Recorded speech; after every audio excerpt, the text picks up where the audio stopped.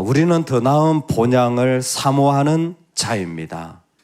그런데 왜 그러냐면 하나님이 우리의 하나님이라 일컬음 받으시는 것을 부끄러워하지 않으시는 하나님이기 때문입니다. 우리가 좋은 건강한 올바른 신앙생활을 하는 것을 저는 참 소중하게 여겨요. 여러 스타일의 신앙생활이 있는 것 같아요. 이런 복을 받았다고 해서 신앙이 이렇게 믿어야 됩니다라는 사람도 있고, 또 좋은 화술과 말이 또 좋아서 어떤 분은 또 이렇게 어떤 것을 강력하게 아주 그냥 저는 조금 좋아하지 않는데 우리나라 사람들이 좋아하는 거 약간 극단적인 강력한 뭔가 세게 막 그냥 하면 몰립니다. 특히 청년들은 그런데 열광해요. 근데 저는 조금 늘 위험하게 봅니다. 왜냐하면 그 것은 항상 안 좋아요. 그거는 복음의 올바른 모습이 아닌데, 그런 강력한 어떤 메시지들의 이런 부분은 좀 근데 먹혀요. 신기해요. 제가 생각할 때 건강한 신앙생활은 계속해서 성경을 씨름하는 겁니다. 하나님과 씨름하는 것 외에 다른 것들과 만나는 것은 건강성을 잃어버리는 것이다 라는 생각을 늘 하게 되어집니다. 즉 성경을 씨름한다라는 것은 무엇이냐면 하나님은 어떤 분인가, 하나님은 무엇이라고 말씀하시나, 그 속에 어떤 의미가 있나를 우리는 계속 갈급해하고 찾아가는 것이죠. 근데 사실 어려운 일을 만나면 다 이 일로 옵니다. 이 어려울 때 하나님의 뜻이 뭐지? 이 정말 힘들 때 하나님이 무엇을 기뻐하시지로 오는 게 건강한 것이지, 이 어려운 것을 어떻게 해결할까 이렇게만 나가면 이건 인간적인 방법밖에 없는 것이죠. 그거는 끝이 없는 신앙이 오히려 힘들어지는 어려움이 되어지는 것입니다. 우리가 본향을 사모한다 그랬을 때 오늘 말씀에 정말 바라봐야 하는, 정말 눈을 뗄 수 없는 한 가지가 뭐냐면 내가 본향을 바라보고 천국 소망을 가지는 그 테두리 안에 뭐가 있냐면 하나님이 우리의 하나님이 되시는 것에 대하여, 우리의 하나님, 나를 완전히 하나님급으로 만들어버리시는 이 놀라운 하나님이 그 일을 부끄러워하지 않으신다라는 겁니다. 이 이야기는 창세기 15장에서부터 나는 너의 하나님이 되리라, 내가 너의 후손과 같이 하리라 라는 이 언약의 말씀이 히브리서는 쭉 약속으로 받았고, 그 언약의 말씀을 하나님은 이루시는 거죠. 이게 우리한테 유명한, 하나님은 구약에서 아브라함의 하나님, 이삭의 하나님, 야곱의 하나님, 이분의 하나님, 이분의 하나님, 이분의 하나님이 아니라 역사 속에서 계속 약속을 성취해 가시는 하나님의 모습인 거죠. 구약은 이걸 분명하게 우리에게 전달해 준 겁니다. 즉 하나님이 부끄러워하지 않는다는 것은 내가 어떤 순간의 시간 속에 있더라도 하나님은 우리를 부끄러워하지 않는다는 거예요. 분명히 우리가 부끄러운, 내가 봐도 내가 창피한 순간이 있을 거고, 내가 봐도 내가 참 하나님 앞에 죄송한 때가 있을 것이고, 내가 생각해도 난 이것밖에 안 되는구나 라는 마음이 있을 텐데 하나님은 여전히 우리의 하나님인 거예요. 놀랍죠? 여러분 이거 되시겠어요? 사람도요 어느 정도입니다. 자꾸 실망스러운 모습 보면요 안 만나고 싶어요. 여러분 그렇지 않으세요? 한두 번, 세네 번 했는데 자꾸 만나다 보면 또 그래? 안 바뀌네? 와, 어떻게 이럴 수가 있나? 이런 마음이 드는 게 인간이에요. 우리 하나님은 안 그러세요. 우리 하나님은 이런 것이 없는 분이에요. 이거 정말 어떻게 이해를 해야 될지, 하나님의 이 공의와 사랑 속에서 하나님은 우리 가운데 개입하시는 것이 어느 순간에도 우리를 부끄러워하지 않고 네가 거의 나와 맞먹는, 거의 나를 영광스럽게 하는 가장 아름다운 존재라는 말을 이 땅에 선포하시는 거예요. 이게 히브리서에서 앞에서 먼저 나왔습니다. 히브리서 2장에 거룩하게 하시는 이와 거룩하게 함을 입은 자들이 다 한 근원에서 난지라. 그러므로 형제라 부르시기를 부끄러워하지 아니하시고, 하나님이 예수님이 우리를 구원하셔서 거룩하게 하시는데 구원하는 분이 구원받는 자와 한 형제라. 완전히 급이 다른데 어떻게 이걸 한 형제라고 할 수 있게? 근데 예수님은 형제라고 하는 것을 부끄러워하지 않는다라는 것입니다. 놀라운 것은 그때 하나님께서는 그것을 아는 자들은 내가 주의 이름을 내 형제들에게 선포하고 라고 해서 교회 가운데서 그 하나님의 백성들 가운데 찬송을 받으실 것을 노래하게 되어집니다. 우리의 진짜 삶의 자리가 이건 거죠. 그 하나님을 믿을 때에 이 땅의 에클레시아, 형제들, 그 교회를 허락하셔서 그 연약한 자가 오더라도 뭐예요? 교회로 둘러싸여 함께 찬송할 때 분명히 그는 부족한데 교회 속에서 찬송 속에서 영광과 기쁨을 함께 누려나가는 거예요. 나는 분명히 힘들었는데 교회라는 공동체에 들어와서 다 어려운 가운데 있는데도 불구하고 그 예배와 찬송과 말씀 가운데 일어나게 되어지는 일들을 하나님은 부끄러워하지 아니하시고 이 땅에 허락해 놓으시고 그것을 우리는 지금도 경험해 가고 있는 겁니다. 교회를 통하여 형제들을 둘러싸서 그 삶을 찬양으로 바꾸어 가고 그 삶을 기쁨으로 바꾸어 가는 거예요. 여러분, 우리가 형제로서 믿음을 나눌 때 정말 조심해야 되는 게 이겁니다. 같은 부서에 섬기고 나하고 스타일이 잘 맞고 뭔가 같은 일을 했기 때문에 한다면 정말 위험한 거예요.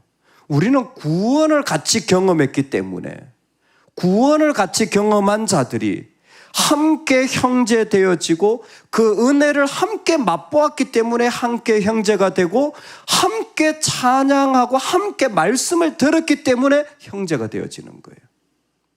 본질은 하나님이 우리 하나님 되시는 순간입니다. 그 자리가 우리를 형제로 만들고 그 형제됨 속에서 어떤 사람이 들어올 때에 그 사람이 일어날 수 있는 건 우리의 시스템이 아니에요. 우리보다 시스템 훨씬 잘 돼 있는데 많아요. 여러분 못 보셨어요? 제가 보여드릴까요? 우리보다 훨씬 부자 교회 많아요. 우리보다 훨씬 더 똑똑한 사람들 많아요. 근데 왜 연약한 우리를, 왜 연약한 우리 가정을, 왜 연약한 나를 하나님은 부끄러워하지 않으십니까? 묻는다면 우리에게 하나님이 구원의 감격, 은혜의 말씀, 그 가운데 하나님을 예배하는 예배의 그 놀라운 영광을 함께 누리게 하는 그 자리가 있기 때문에 하나님은 이곳을 소중하게 부끄러워하지 않고 사용하시는 것이지 우리가 누군가 때문에 이 땅에 어떤 조건도 아니에요. 여러분, 우리가 교회를 만들어 갈 때, 교회를 세워갈 때, 가정을 세워갈 때, 내 믿음을 세워갈 때 주의하십시오. 만약에 내가 조금 더 여유가 있으니까 하나님 섬겨야지 한다면 그 사람 때문에 시험 듭니다. 근데 내가 은혜 받아서 섬겨야지 하면 교회는 일어납니다. 만약 우리 가정이 나아갈 때 야, 우리가 좀 더 많이 가지면 그때 하나님 섬기자 하면 그 가정은 믿음 없는 가정이 돼요.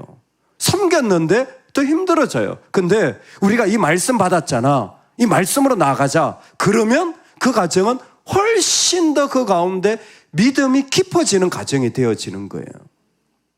지금 이 말씀인 거예요. 히브리서는 이미 선포했어요. 이미 선포했습니다. 하나님은 이 땅에 예수 그리스도를 보내실 때에 그 구원받는 자들, 그 죄인들과 하나가 되어 형제가 되는 것을 부끄러워하지 않으시는 하나님이에요. 그 가운데 일을 이루시는 하나님입니다. 믿으십니까? 그래서 그들로 찬송하게 하는 거예요. 그 이유는 구원의 하나님이 중심에 있기 때문에, 역사에 개입하시는 하나님이 그 중심에 있으시기 때문에 오늘날도 우리가 살아갈 때에 분명한 것은 내 중심 속에 그 교회가 은혜의 말씀, 그 영광의 찬송, 이것으로 둘러싸여져 있을 때 누구든지 와도 그 놀라운 주님을 경험하게 되고 한 형제 되어지는 겁니다. 우리도 그 방향으로 가야 돼요. 내가 더 가져서가 아니에요. 더 좋은 시스템이 아니에요. 은혜 받은 것. 그저 그것을 나눌 때에 그곳은 가장 아름다운 하나님의 나라가 되어지는 거예요. 우리는 그 부분을 잘 지혜롭게 살펴야 됩니다. 자, 여기까지가 히브리서가 부끄러워하지 않는 하나님에 대하여 분명하게 보여준 겁니다. 하나님 부끄러워하지 않으세요. 피조물과 형제 되는 걸 부끄러워하지 않고 그 믿음 없는 아브라함과 그 약삭 빠른 야곱과 그 아무것도 이룬 것 없는 이삭과 하나님 되시는데 하나님은 아무 문제 안 되세요. 왜? 하나님 원래 그런 분이세요.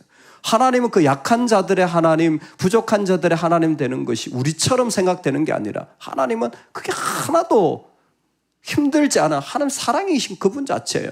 근데 이 말씀이 선포가 되었잖아요. 이게 선포되어져 모습을 우린 로마서에서 살펴볼 수 있습니다. 로마서 1장을 탁 펼치면 제일 먼저 나오는 말씀이 이 말씀이에요. 내가 복음을 부끄러워하지 아니하노니. 이 복음은 모든 믿는 자에게 구원을 주시는 하나님의 능력이 됨이라. 먼저는 헬라인에게요, 또한 유대인에게로. 딱 나오잖아요. 먼저는 유대인에게요, 또한 헬라인에게로다. 딱 나오잖아요. 복음을 부끄러워하지 아니하노니. 이 복음을 받았어요. 여러분 복음 받으셨어요?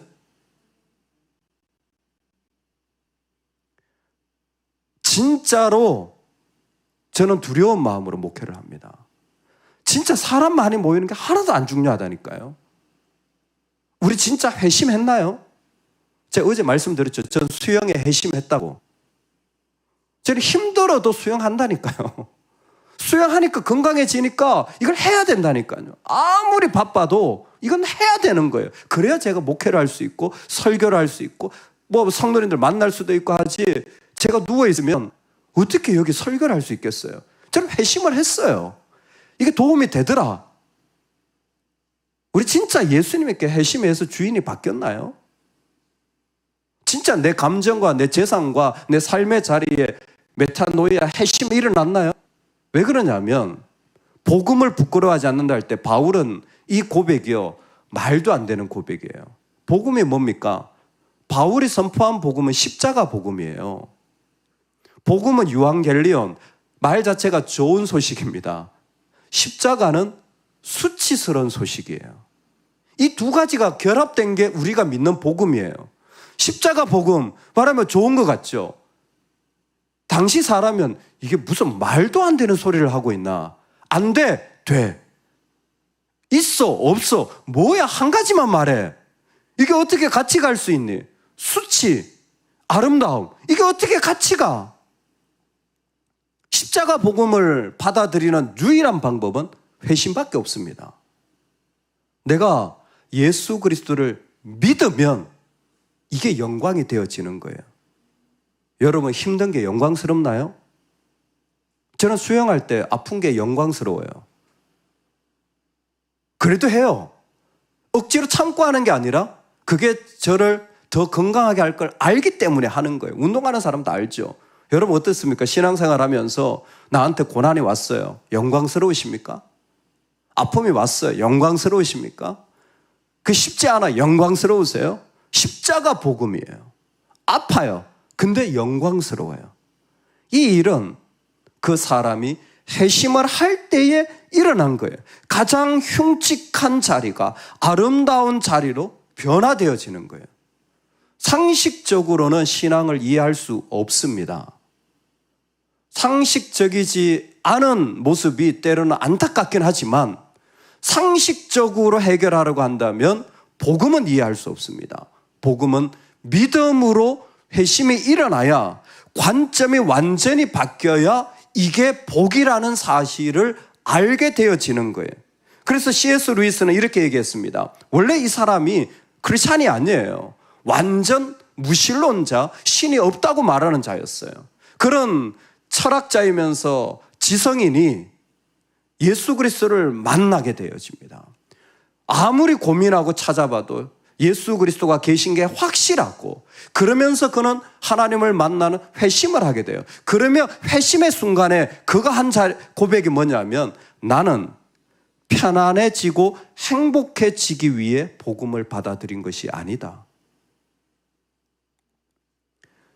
자기가 편안하고 행복하려면 이전이 훨씬 더 편안하고 행복하다. 예수님 안 믿는 사람도 행복합니다. 여러분 모르세요? 저는 안 믿는 분들이 옆에 많아가지고 그분들 술 마실 때 행복해요.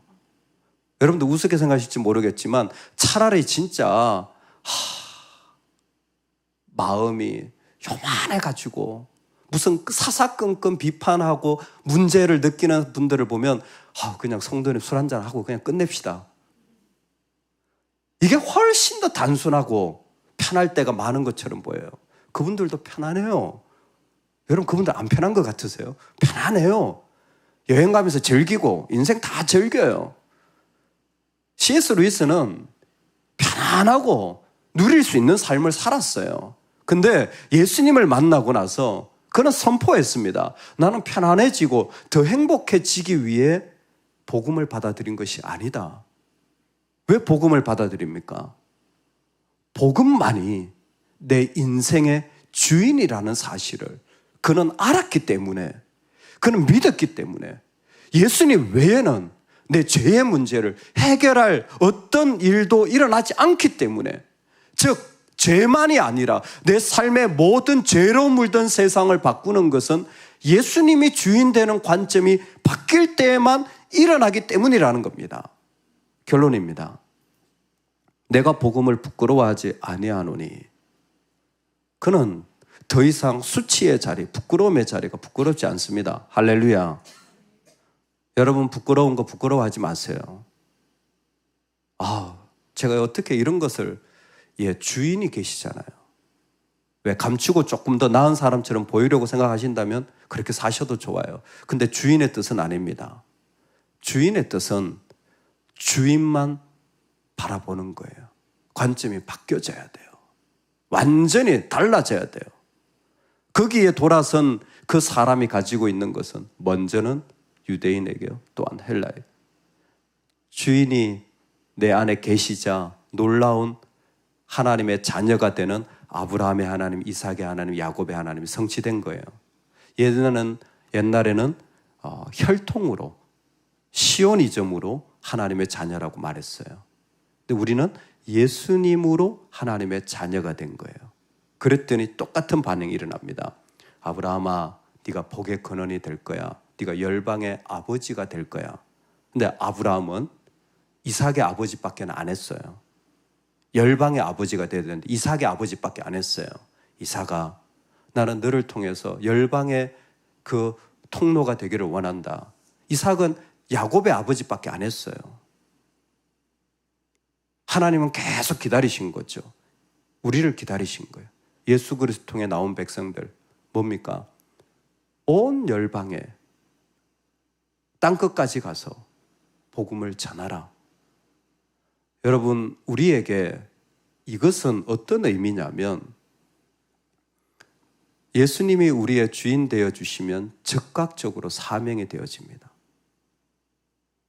예수님이 우리의 주인 되시면 하나님이 나에게 주신 모든 것은 다 특권이 아니라 사명이 되어져요. 특권도 맞아요.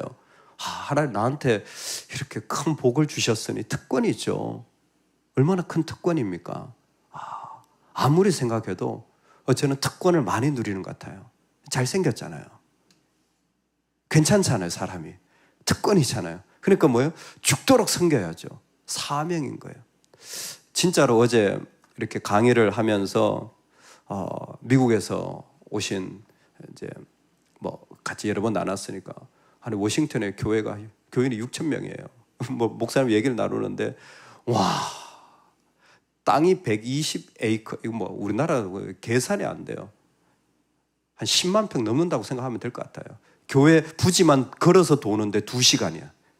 걸어서 교회 부지만 도는 데만 2시간이 걸려요. 운동할 거 없대. 교회 부지만 한번 돌아보면 하루 2시간 건데 미국스럽죠.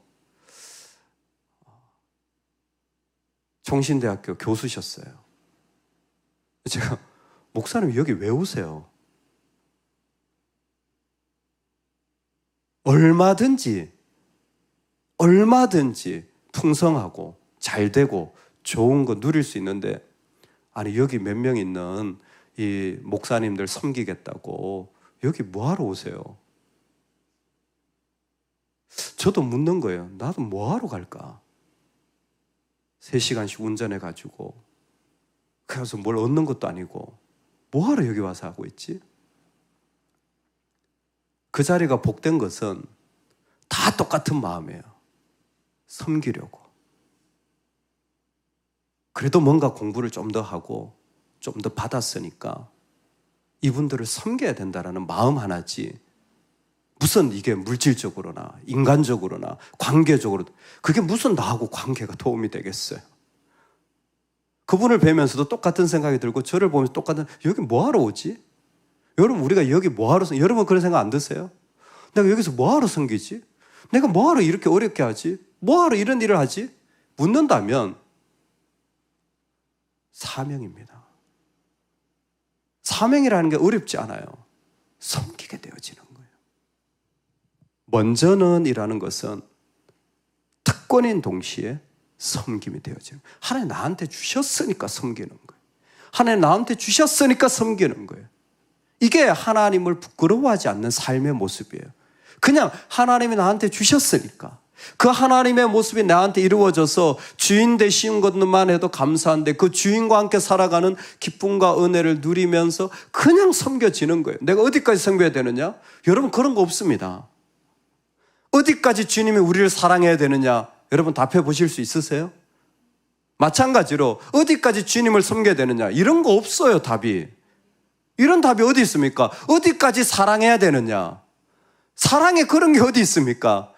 여러분이 저한테 답을 해 주십시오. 여러분 자식을 어디까지 사랑하시겠습니까? 여러분 답이 있습니까? 답을 낼 수 없는 거예요. 하물며 하나님 사랑인데 십자가 복음, 우리는 이미 믿음 가운데 이 상식적으로 말도 안 되는 이 말이 믿겨지고 고백되어져서 이게 바로 내가 살아가는 삶의 실체라는 사실을 알고 있는 사람들이에요. 그럴 때에 그분이 나에게 빛을 비춰주시면 그대로 흘러가는 섬김의 사명의 자리에, 내가 특별한 사명의 섬김의 그대로 또 올라가는 거예요. 그래서 하나가 아닌 거예요. 그래서 두 개가 아닌 거예요. 우리 안에는 수많은 사명들이 우리를 통해 이 땅에 그분들이 돌아오기까지 하나님이 부르시고 사용하시는 영광을 또 누리는 거예요. 이런 부끄러워하지 마십시오.